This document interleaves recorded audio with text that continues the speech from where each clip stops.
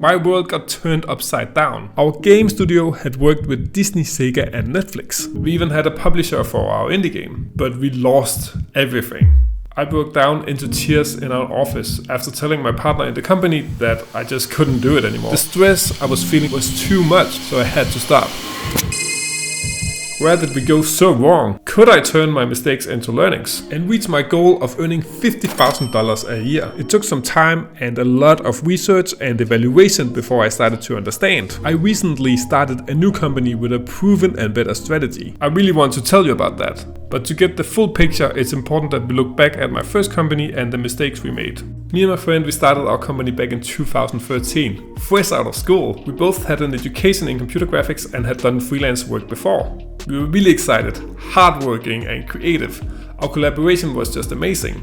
It was the perfect match. We earned most of our money by doing work for hire. Companies would hire us to create characters or worlds for their games. In the beginning, we did a lot of bad underpaid jobs like websites, music videos and commercials. We did manage to stay focused on games and we started to gain some traction. That's when we got contacted by Disney, which we at first thought was a scam. But it turned out to be the real deal and we got to visit them in LA, which was awesome. And I remember they had some of our artwork hanging on their walls. We also took over the whole art department for a game with a budget around $1 million, which isn't a lot, but for us it was. That's when we peaked. But 2 mistakes completely killed our 8-year-old company. Now, this approach can work, but it's difficult. We couldn't compete with the cheap prices of other outsourcing companies. We also weren't big enough to do AAA games. So we were placed somewhere in between a small project and big projects, which really just isn't a big market.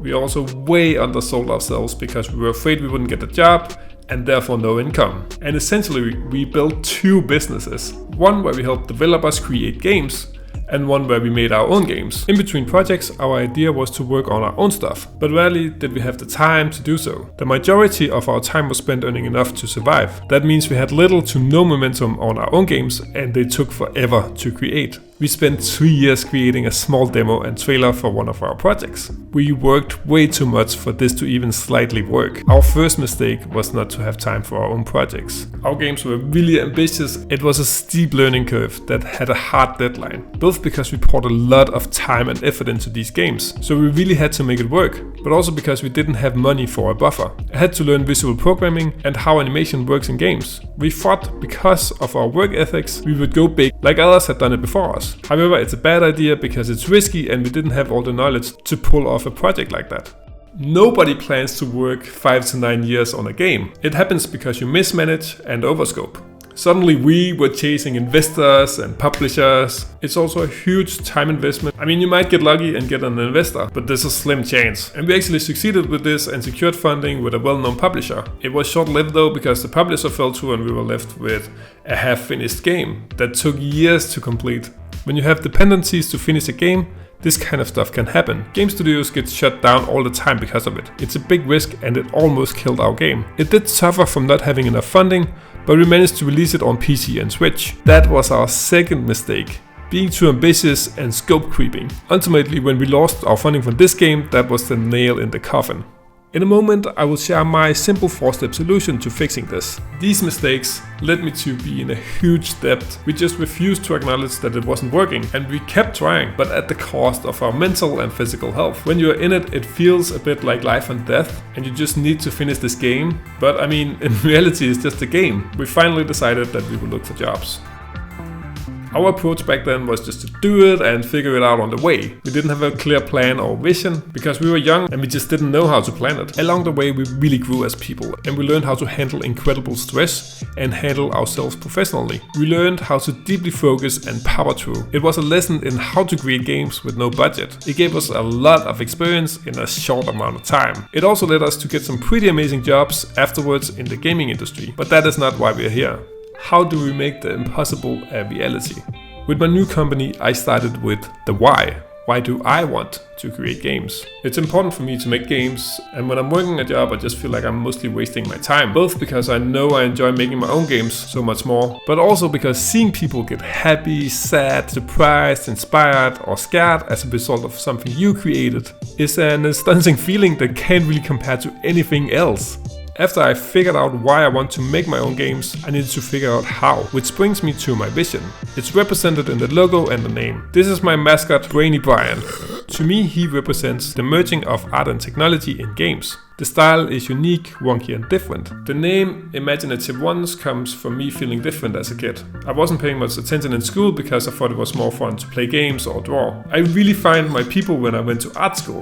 The why I'm doing this and the vision is what really drives me. It's not enough to have a great vision though. There needs to be a practical plan behind it. And for that to work, you need a goal. My goal is based on my budget, so I can live comfortably doing this. One of the biggest challenges with making games is to fund the development of your first game. I want to do this without investment from external partners. As the last step, which is surprising to most, I need to figure out what to sell. First of all, I do work for hire, and I'm selling my services as a technical animator. This time it's different because I get hired as a normal employee, I can meet at the office and dedicate my time to it. The pay is way better and it's way easier to find jobs. I think the big difference is that being a single person feels more like hiring an individual, and I'm becoming part of the team instead of them sending a task to a different company and then waiting for the asset. This allows me to work a couple of months on a contract and then work on my own projects after. There is a real chance that I might fail, but I guess that could happen as well if you're employed and get fired. As of now, 4 months after being full-time in my company, things are going perfectly. What about my games? The idea is to create small and fun games with tons of personality and test them early and then reuse the assets from other games. This should allow me to release 2 games a year.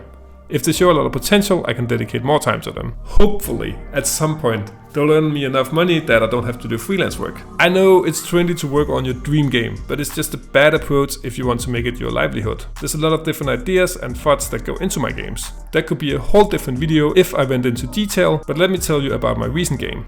Disney on the asset, that's how I refer to my game. It's a top-down shooter with roguelike elements. It features destructible environments and gore, stackable upgrades, tons of enemies like these robots. You can even get a human pet. The story is about a pig being stuck in his job with an extremely sucky boss. And one day he decides he just wants to freaking kill his boss. It's a crazy project, but I feel like it's true to the things that I want to make. If you're interested, you can sign up for news and early access on my website. I'm gonna roll out a demo that people can play. Now watch this video about my 10-year journey as a game developer next. Bye!